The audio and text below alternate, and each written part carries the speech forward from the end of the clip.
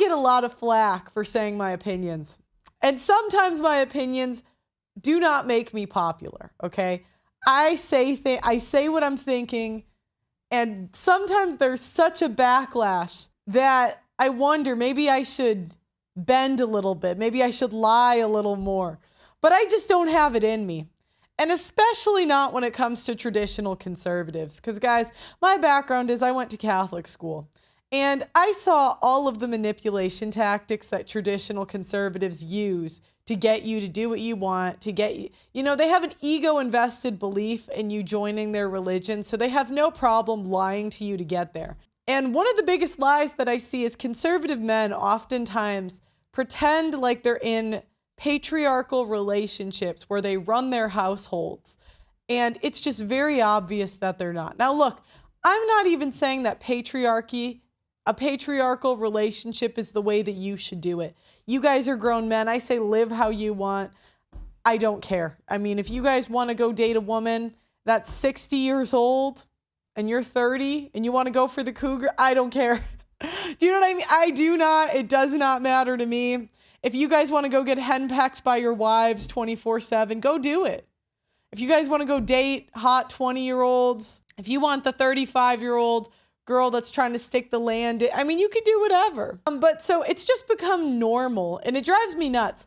There's so many great men that accept their women being so disrespectful to them in public and subtly. So I really have been looking forward to this episode, and the reason being is I grew up around women like this. I really did. And yeah, so I'm going to get into it. So we're going to talk about how women are supposed to be traditionally helpmates to their husbands. But oftentimes they do the exact opposite. So I was on Twitter, on X, and I came across Matt Walsh's wife, Alyssa Walsh. Now, me and Alyssa, we do have a little bit of history. So last year I had a tweet criticizing the institution of marriage and saying that the Daily Wire guys do not understand how bad marriage is because they're too young. Because oftentimes men get screwed over in their 40s, early 40s, late 30s. So sometimes it just takes a little bit of time. Like Crowder got zeroed out in his 30s. In his 20s, he had very similar talking points, right? When Crowder was in his 20s, he pointed to marriage and family as the solution to everything. Now he's in his 30s. His wife got on $30K a month worth of child support. He has a little bit of a more humble tune, right? He came back and said, do you know what, guys? I might not have been right about that. But remember, before Crowder got divorced, they had the perfect picture of a marriage. Him and Hillary had articles written about how amazing their marriage was. They waited till marriage in their late 20s. They did it the right way. However, now they're divorced just like the rest of us, right? Now they've also failed just like the rest of us. And the reason that this is deceptive is because oftentimes these guys are in terrible marriages and they're not honest about it to their audience. Or they use their marriage as a marketing ploy. How many men did Crowder lead to slaughter because he pushed his waiting to... Guys, if a woman makes you wait for sex, does she like you? 1 in the chat if she likes you. 2 in the chat if you're wasting your time. But so these guys, a lot of times what happens is they just don't have a lot of experience with women. But the problem is they use this as marketing for their religion because they really want their religion to be right? That's what they want. And by the way, I don't know. I think Matt Walsh might be Catholic. I'm Catholic too. Like if I had to stake my bets in a church, in religion, I would bet the Catholics, right? We would be on the same team. But what I don't like is when people use their relationship as a way to virtue signal. And then if I ask any questions about it, I'm apparently the bad guy. I'm evil. When you guys make it public to begin with. Okay, so by the way, a year ago, she wrote this essay about me. So I had a tweet questioning the institution of marriage. And this is what they do. You're so full of it. She says, I shouldn't respond to you. You're a grifter. Insult 1. You're so full of it. Insult 2. You're doing a disservice to conservatives and will likely find yourself a spinster with a negative outlook on marriage that you are spewing. Insult 3. It doesn't matter to these people that I'm one of 10 kids. My parents have been married 30 years. My parents are more trad than, and I'm not trad, right? But they're more quote unquote trad than any of these people. I mean, they started a business young, and I don't even, like, they did the trad thing. They had 10 kids when my mom was in her 20s, not her 30s. Like, if I wanted to give trad off points, should I use my relationship as a marketing ploy? Is that something I should do? Would that be, when I have children someday, should I use those for the internet to prove that I'm right? Is that the proper way to do it? Maybe I should try it. Okay. You have no idea who we are. You make assumptions because you see successful men expressing the positives about marriage and having a family. I think part of your issue is that they are men and not women promoting marriage, and it doesn't sit well for you with a plethora of reasons in your own upbringing. My upbringing was more trad than you people. Okay? All right. An outlook that I could psychoanalyze all day. This is crazy talk. Like, this is insane. This was my first interaction with the woman. So this is what I mean. And I want you guys to pay attention, because the way these women react to me is the way they react to their husbands.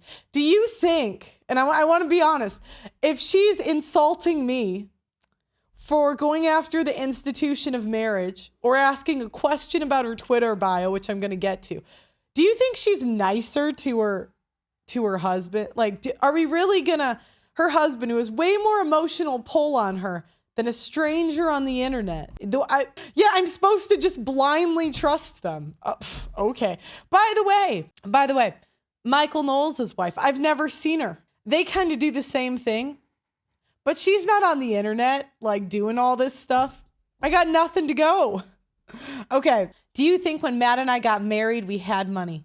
Do you think Matt was wealthy at 25 and thinking, wow, I have so much money, I don't care if I get married young and divorce at some point because I can bankroll a divorce? Oh, that was the other thing. I said, these guys have no idea what they're talking about. Because do you know what? If they get divorced, they can pay for it. That's the difference. You know who gets screwed? It's the blue collar workers, okay? It's the men that work for like 20 years, 25 years. They get their pension and then their wife takes it, and now they can't ever retire. Like, I spoke to a guy out of, like, it was either Wyoming or Utah. He had a traditional wife. She worked for 25 years. He worked for 25 years. She stayed home with the kids. She divorced him, and guess what happened? He has to delay retirement by 15 years. And he's old. He's like 60. So now he's going to work till he dies because he made the decision to get a traditional wife. Do you know what would have prevented that? I told you guys last show, put her to work, because she got it because of alimony. I told you guys the secret last show. Put that chick to work. Okay. But you guys see what I'm getting at. Okay. That was my point. It wasn't really about her. But, again, she's like taking it personally. It was never about her. He and other conservative men aren't selling people on lies regarding marriage. I hope, you know what? You know what's crazy? I gave them the benefit of the doubt. I really did. I said they don't know, because otherwise they're intentionally misleading young men. It's one or the other. You guys are either responsible for the 1 out of 50 men or will commit suicide during a divorce. Men are 10 times more likely to commit suicide. So I said, here is the benefit of the doubt. You guys just don't know better.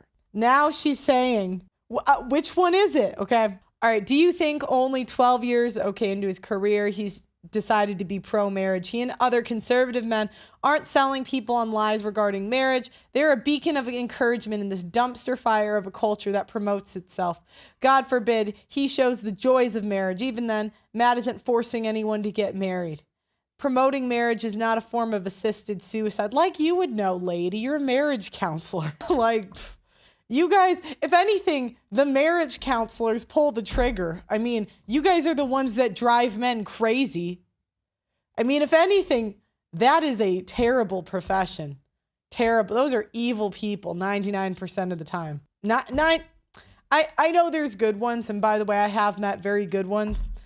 But if it's a woman, I mean, there is nothing worse than you can do as a man and go to not all a female marriage counselor. Okay. So it's been 12 years and I haven't hugged 2 of my children in the chat. Yeah. Yeah. And so do I get a little bit pissed off when these guys wave it with when I interview the men that are very, like, their lives are in ruins and these guys just say, no, do it anyway because of God.